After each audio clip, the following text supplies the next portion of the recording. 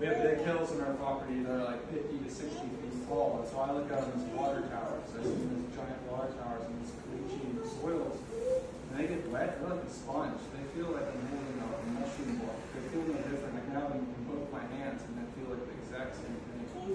They hold so much water, and that's why it was named Dripping Springs back in the 1800s. That's where we're at, and it's because of the limestone walls and the fern walls that would just seep for months, year round, and that's how it should be. But people have gone and colonized the land. They think that they're not part of the land. They think that they need to take from the land, and that is the big disconnect from what's going on. It's a big paradigm shift. Let's get water away from us as fast as we can. And all that just added up to it. This natural system, this is Roy Creek. We're the headwaters of Roy Creek. So Roy Creek Canyon is one of the special places. It's really a hidden gem in the hill country. It has 500 to 700-year-old sycamore trees, and it has salamanders that are only found in one other place in the world. So they have incredible water systems. So natural systems are supposed to flow through the landscape and vegetation and healthy soils like we were talking about. That's what you're supposed to see. It's not just in the water itself, it's in everything around it. And as the flow of the earth, the water should flow through it. The way water flows through our cells for hydration. A lot of people basically, the way I see it is people are pulling out water. It'd be like extracting water or blood out of your body and putting it on your skin to hydrate your skin. It's very counterintuitive. It's not going to work. It's going to cause problems. And that's what we're doing, is we're pulling it out of our bodies and putting it on there and saying, oh, we're watering our crops, we're doing all this stuff, but really we're just taking the life out of it. We're just taking the life out of it. And as it keeps going, end up with these lifeless environments and these systems that are depleting. We need to let the living systems do their living dynamic job. It's not extracting these things from the systems, but adding back to them. Because otherwise, when you create these dams and you stagnate these water systems, you create disease, a situation that houses disease and all kinds of problems. So giant dams stop flow through the system. The giant standalone dams end up taking away too many resources and destroying diversity. You see around it, they just completely destroy everything. You think, oh, I'm going to dam up some water, this is going to be good, we're going to have lots of resources. It ends up ruining the fish and all kinds of little microbiologies that exist that are interconnected, really deeply interconnected. And basically is ruining the diversity.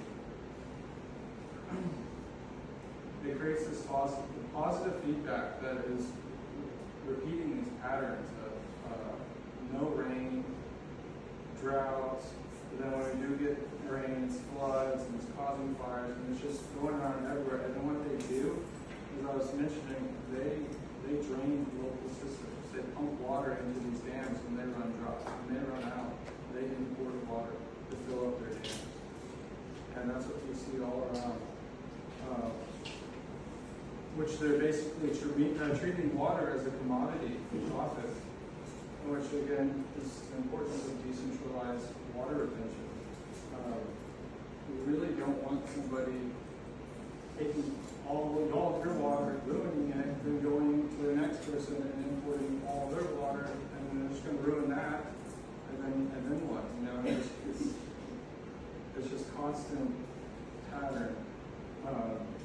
And I really want to point out that giant dams like this, or like stopping a river, that's like extremely greedy. But when you have like little micro ponds or like these swales, you actually give back to the environment. But when you just like, this is a way for them to pull out of it, that's not helping.